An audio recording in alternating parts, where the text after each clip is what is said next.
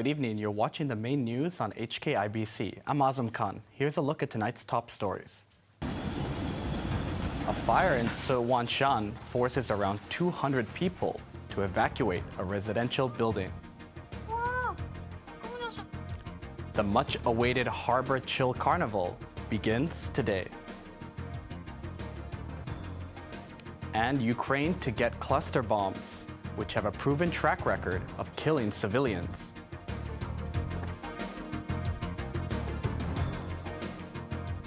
Over 200 residents had to be evacuated after a fire broke out in one of the flats of a public housing block in Tsz Wan Shan. Mobile phone footage shot by a resident captured the moment when flaming debris fell from the 13th floor. The blaze broke out around 1 p.m. at Oikan House and burned fiercely. The giant plumes of thick black smoke billowed from the flat and covered the upper floors.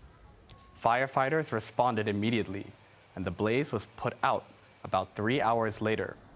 A domestic helper and an elderly woman were sent to hospital for smoke inhalation. Police are investigating the cause of the fire. The Tourism Board expects visitor numbers to the city to cross the 30 million mark by the end of the year. An overwhelming tourist response to the Harbour Chill Carnival, which started today, shows signs of a rebound in the tourism sector. Macy Mock reports.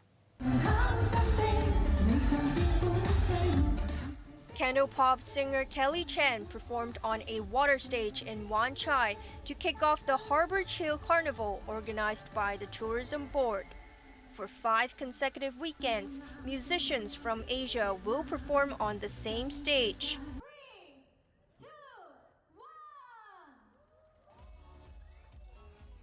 This is part of the government's $20 million Happy Hong Kong campaign. Financial Secretary Paul Chen, who was one of the guests to inaugurate the event, hopes the carnival will lighten up people's mood. Tourism Board Executive Director Dane Zhang expects over 100,000 residents and tourists will participate in the 10-day event. He was pleased that 20% of free tickets to music shows were snatched by tourists. Earlier this morning, Zhang said he is confident that the number of arrivals to the city could reach up to 30 million.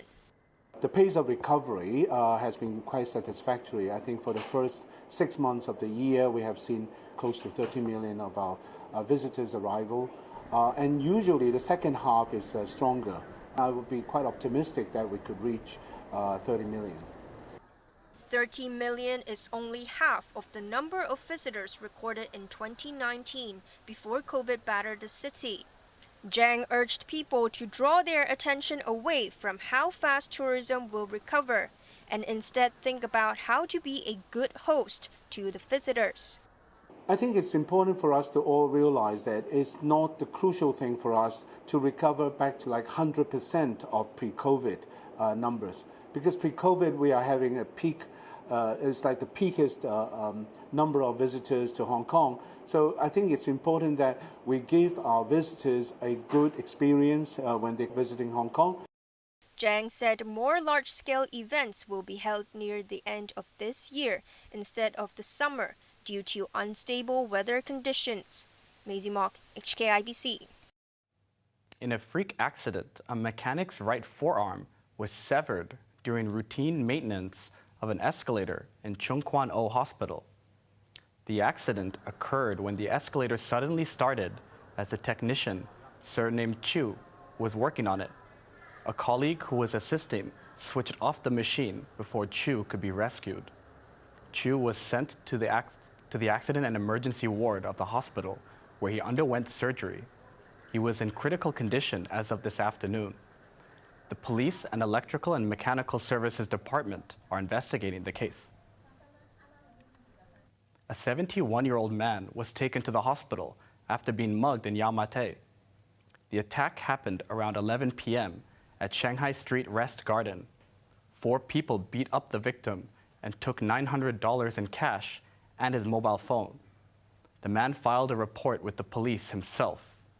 He suffered injuries and was taken to Queen Elizabeth Hospital in conscious state. Police are searching for the suspects. Tourism Secretary Kevin Yeung said the successful hosting of the National Games in 2025 will be the first step towards bidding for bigger sporting events in the future. The government wants to gauge its own capacity and make sure it has the infrastructure in place to handle mega events like the Asian Games. Chloe Wong reports. Over 860 athletes will represent Hong Kong at the Asian Games in Hangzhou this September. The city considered hosting the event on 2 previous occasions, but missed the opportunities. Hong Kong was shortlisted as host city for the 2006 Games, but lost a bid to Qatar, with Doha getting the honor to do so.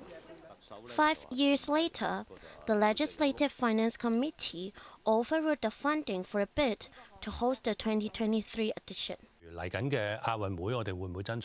Speaking on iCable's Let's Talk show, Tourism Secretary Kevin Yeung said the government will consider bidding for the Asian Games in the near future, only after co-hosting the 15th National Games with Macau and Guangdong in 2025.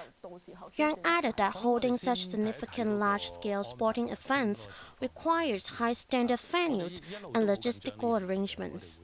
As a host city, the authorities want to gain some vital experience from the National Games before moving further. Commenting on the broadcast rights for big sporting events, Yang said the Tokyo Olympics in 2021 was the first time ever the government ventured into something like this. The government bought the public broadcasting rights for the event and 5 local TV stations to air the games. It was a special arrangement during the COVID-19 pandemic, he added.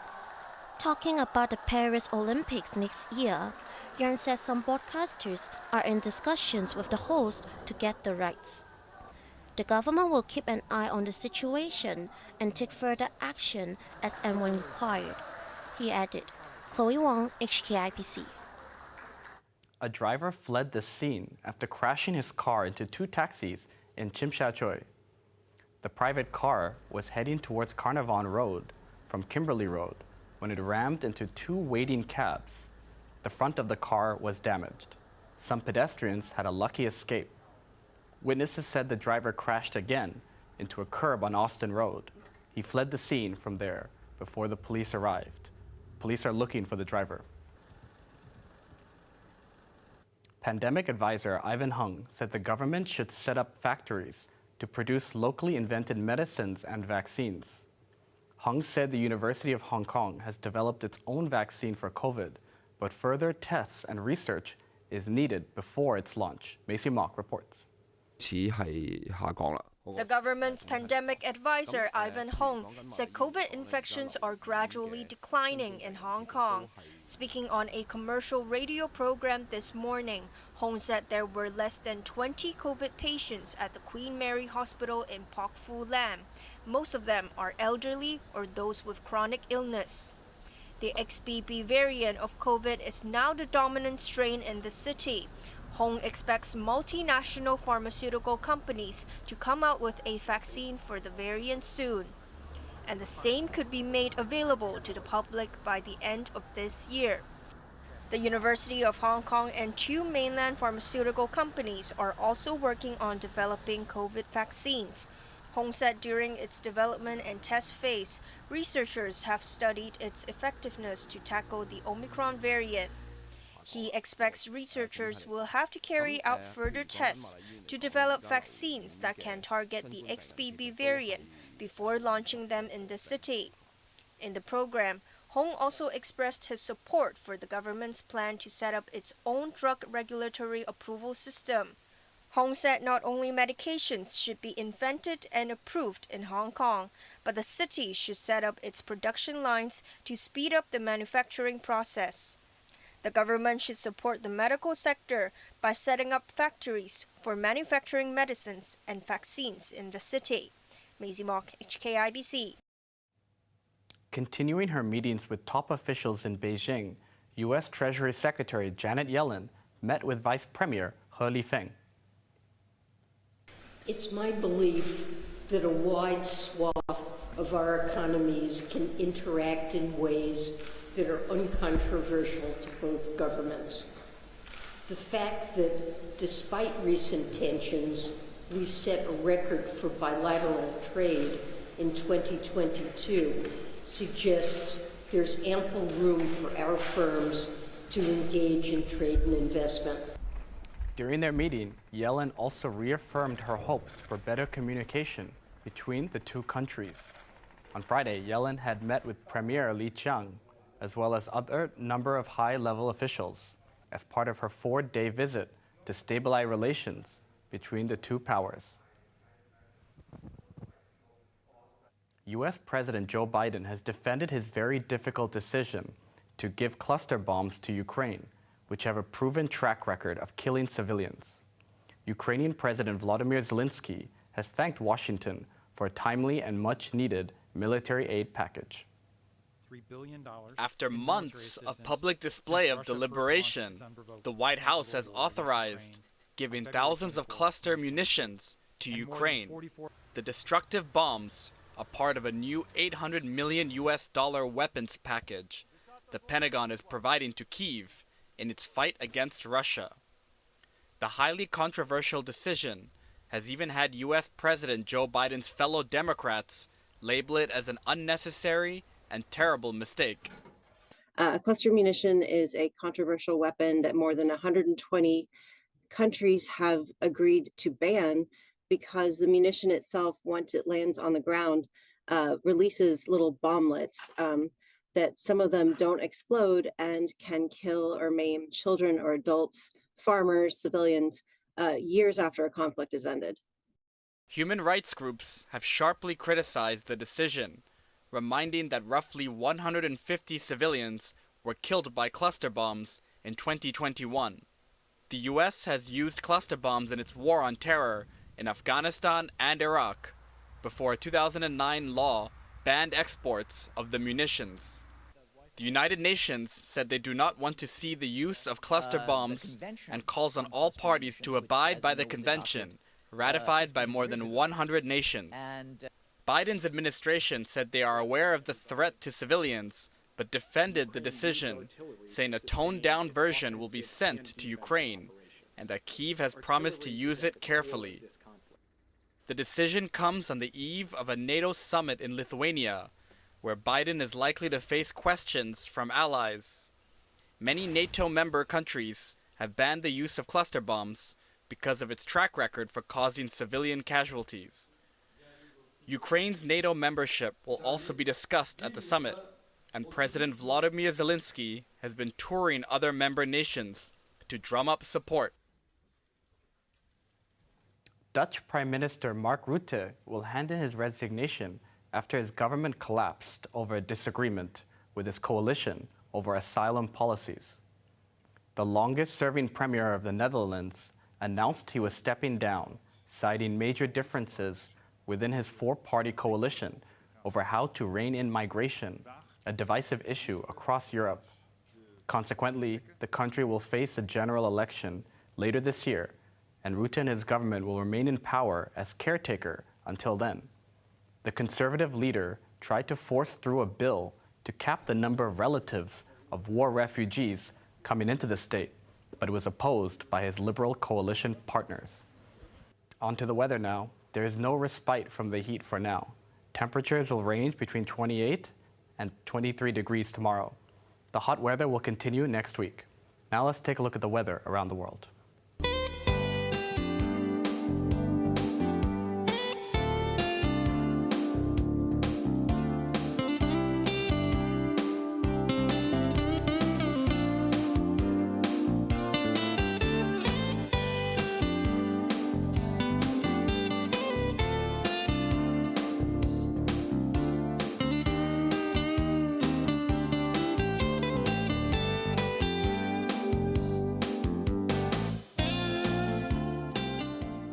That's our main news for Saturday night. Join us for more news at 11. I'm Azam Khan. Thanks for watching. Good night.